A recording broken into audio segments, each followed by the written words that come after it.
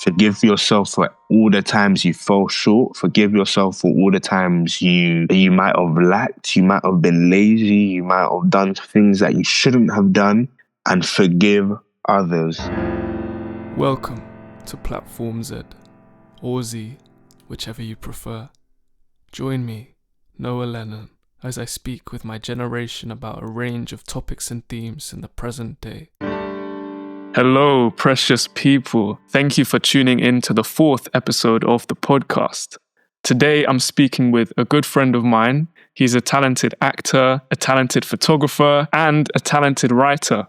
Not only is he an alumnus of the highly regarded Brit School, he's also an alumnus of National Youth Theatre and a third-year BA acting student at the Royal Academy of Dramatic Art. Yes, you heard that right. That's RADA. He's humble, he's suave, he's studious. Ladies and gentlemen, Abdul Jalloh. Yo. That was an amazing intro, bro. Actually, it got me blushing and I'm... Thank you, bro. Yeah, it's a pleasure to be here, man. Of course. As you may have seen from the title, today's episode is Finding Faith. We're going to be discussing specifically how faith has impacted Abdul. To start, I think we should both establish what faith means to us. Abdul, would you like to go first? Of course. Faith is something that can be very confusing because you can have faith in a lot of different things. But particularly to me, faith is having full trust and having full belief in something. And it can be anything. But to me personally, my faith and all my faith resides in God, in Jesus Christ. So for me, that looks like when things go wrong, trusting that it will be well and it's all according to his plan. And vice versa, when things do go well or do go according to how I want them to, it's according to his plan. Faith is something beyond you. It's believing in something beyond you, something that you can't fathom, you know? Yeah. Wow. So powerful, those words. Wow. I think for me, it's a belief that it's not about you. The world is much bigger and I'm here for a greater purpose. I believe I'm here to serve. I believe I'm a vessel for a higher power, for the universe and for the people that aren't here, the spirits that are still living here, that I still feel every day. I'm a vessel for the energy and the power that comes from something greater than myself. I think faith is a journey. It's a journey for me where I'm still figuring it out and I'm still working out how I connect with ideas around God and ideas around religion and where I fit in. I grew up in a Church of England primary school singing songs about God and Jesus and praying every day in school and being brought up in a very Christian manner with many Christians around me. But then being born into a family where we celebrate all the Jewish holidays. And it's been interesting more recently stepping out and exploring that further. And it's something I'm going to keep digging for and keep exploring. But the more I do that, the more I feel in my purpose and the more I feel that I'm here to serve. Ultimately, that's how I feel. It's amazing, bro. I appreciate you. It's amazing. This is a self-promotional break. Of course it is. You know the drill by now. Listen, guys, September has been a good month for me, okay? I gotta do what I gotta do. This will stop, I promise. My new project, Dance Break, Rework Edition, is out now. It came out on Friday, the 19th of September. Please feel free to listen. Check it out. It's the bigger and better version of my 2024 project, Dance Break, this time with new verses, new choruses, new instrumentation, new bridges, new features. It's just new. And of course, 2 new songs, which you will hear for the first time live, along with other new songs at the Spice of Life Soho this Friday, the 26th. If you're coming along, please do. I need your support and would love to see you there. Ticket link is in the description. Okay, that's it. I'm done. Enjoy the rest of the episode. Goodbye. Moving forward, Abdul, would you be open to elaborating a bit more on your journey to faith? So it's a long story, but to keep it brief and to keep it real precise, I was a Christian from childhood by association. So my dad is Muslim. As you can see, my name is Abdul, which is predominantly a name that is in the religion of Islam. But I grew up predominantly with my mother, who is a Christian, sorry. And I used to go to church with her every Sunday without fail, right? We used to wake up early in the morning and we used to go clean old nursery where we used to have our services. And that was like something we always did. You know, Sunday was the day I woke up early in the morning and I followed my mother to Medlar Street in Camberwell. And we used to clean a nursery just before people would come in, and we would participate in church service. And throughout, I would say, early stages of my life, all the way to maybe 14, that was my routine. And then it got to a point where I was able to start developing my own opinions, my own thoughts. Who is God? Who is this person I'm praying to? Why do they hold so much power in my life? And I didn't understand why I was praying. I didn't understand why I was going to church. So I stopped going to church for a while. And in that period, I was just floating. I didn't go to any other religion. I was just, a Christian would call it being in the world, but to others it would be like just partying, enjoying my life. I would say just exploring, and that was fun. That was fun. Got to a point where I was like, I want more. I want more in this life. This is all these things that I'm doing, they're tangible, but I'm feeling drawn to something that's just bigger than me, bigger than this world, bigger than the physical realm. I was being drawn spiritually to something else. And I couldn't understand what that was. Started to do research. And in this, I was like, okay, wait, I understand a little bit about God. And it came back to me that my mum believed in creator of the universe, someone who loved us unconditionally, someone who died for our sins. And this is when I wanted to know more. And I didn't have to go to my mum because I had the resources to do it myself. So I started reading the Bible. I started watching church online. I started off with Hillsong, and I started researching things and how to get into building a relationship with God. And then it got to a point where I realized I cannot do this life without God. That's where the faith aspect begins. That's when you surrender faith. You surrender yourself to something that's bigger than you, something that you know is out of your control. And in 2023, I gave my life to Christ. That's when I would say I became a follower of Jesus Christ. I had the title of a Christian from a young age, but I became a follower of Jesus Christ in 2023. And yeah, since then, it's been an up and down journey. However, my faith completely resides in Christ. Wow. I think the way you explained that was so beautiful, really. Yeah. Something I'd like to touch on as well is the idea of values and how faith instills values where the values were not there before.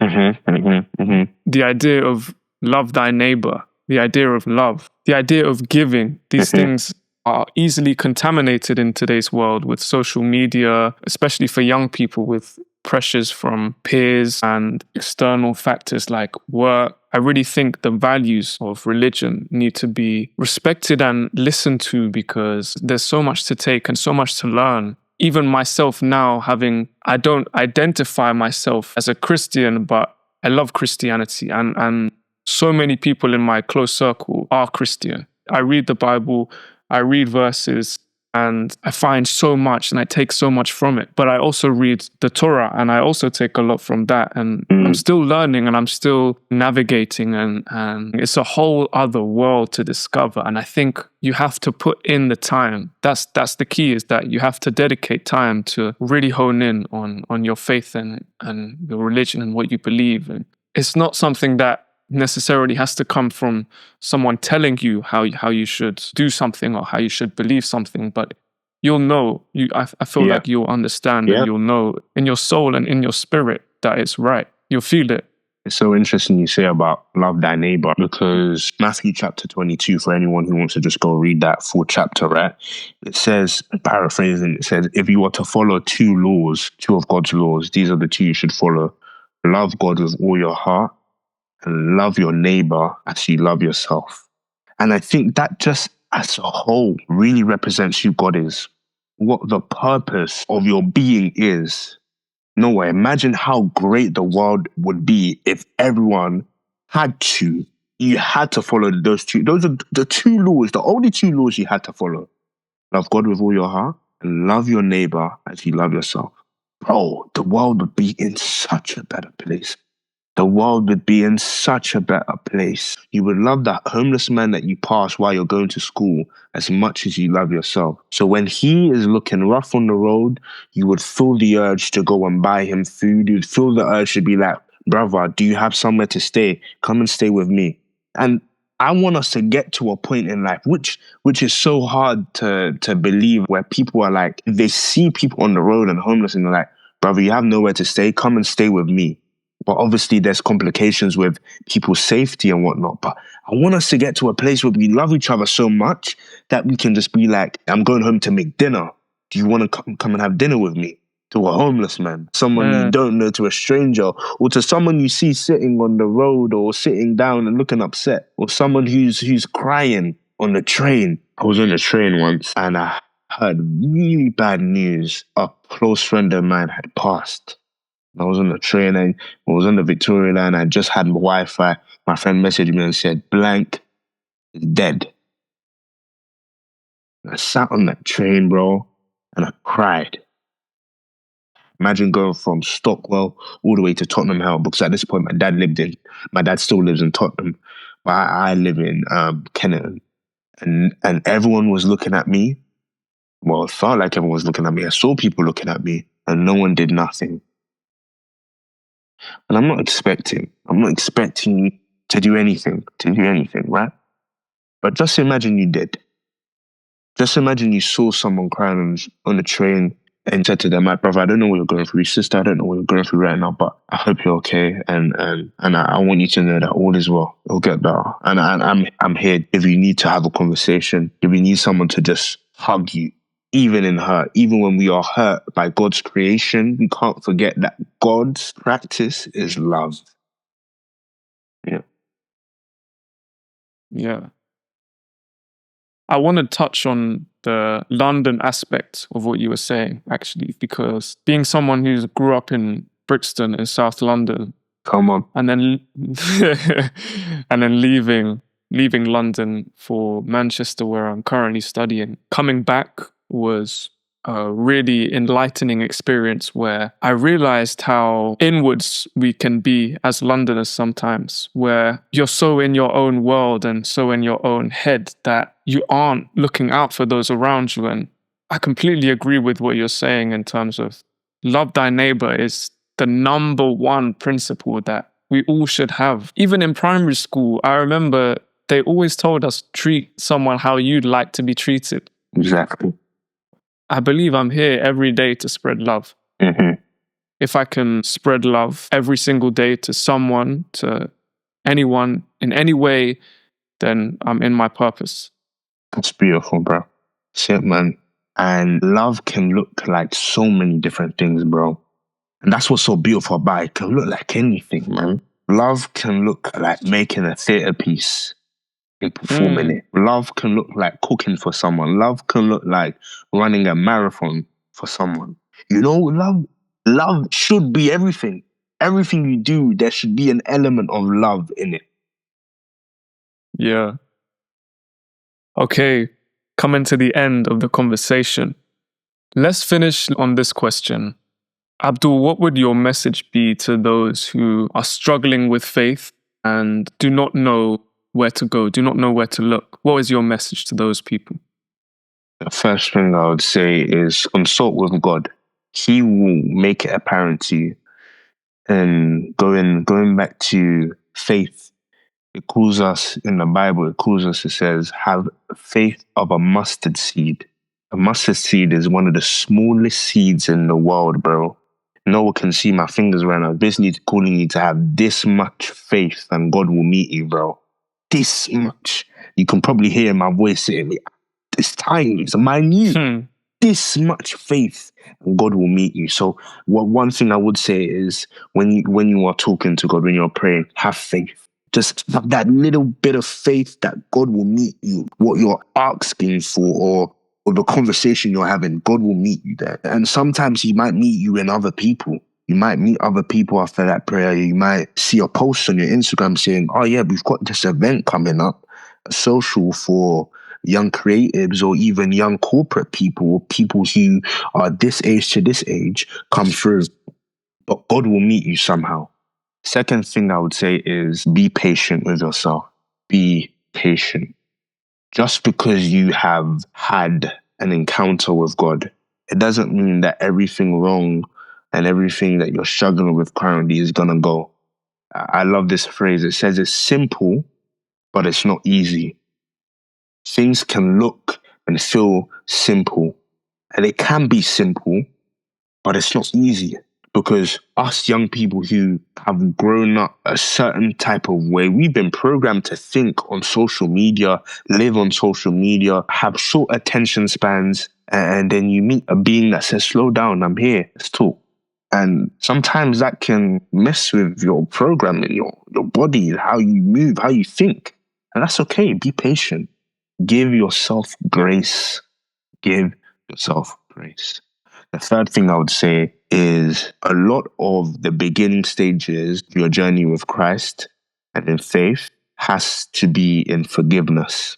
Forgive yourself. Forgive yourself for all the times you fell short. Forgive yourself for all the times you might have lacked. You might have been lazy. You might have done things that you shouldn't have done. And forgive others. You have to forgive others. God says to us that, how do you expect me to forgive you if you can't forgive your fellow neighbor? And forgiveness is a tree branch in love. Imagine a tree, and this tree represents love. Forgiveness is a tree branch. You have to forgive others if you want to fully encapsulate what love is. And read your Bible. I can't stress it enough, man. Even if you are someone who doesn't know what you believe in yet, like, damn, I don't really understand Christians. So who's this Jesus guy, bro? Who are these people? He died and he rose again? Bunch of rubbish, bro. Even if you're thinking like that, but you still believe there's a higher power, and you're seeing all these people online who are doing things that you don't agree with, like these street preachers who are doing a bit of evangelism, and you don't agree with what they're saying and whatnot. Don't let that be what you base your opinion of God on.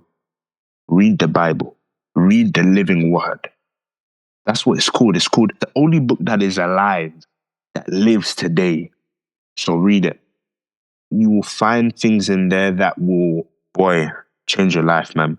But yeah, those are the 4 things that, if someone said to me when I was younger, what are the 4 things that I needed? Those would be the 4 things. Grace, forgiveness, patience. Yeah. Read your word. Oh. Yeah, it feels wrong to have this as a 20-minute episode because so much to cover in it. Such a huge topic, and something that I feel people need to hear now way more than before, with everything that's going on and the wars and the crises and the lack of love that we see on a daily basis. Okay, Platform Z, quickfire questions. Are you ready, Abdul? Ready. Let's go. Yeah, first thing that comes to your mind. Question 1. What was the most recent thing that inspired you? My sister completed her bar in her third nation, in her third country, in Canada. So proud of that lady. What is your goal for this month? I want to write 3 short films with my friend. Let's go. I'm excited. What's one bad habit that you need to get rid of? I sometimes get complacent, and complacency builds comfortability, and comfortability builds laziness sometimes. And yeah, I want to get out of that. Yeah, I feel that. What does joy look like to you? Jesus Christ, bro. Jesus Christ, man. And Jesus is love.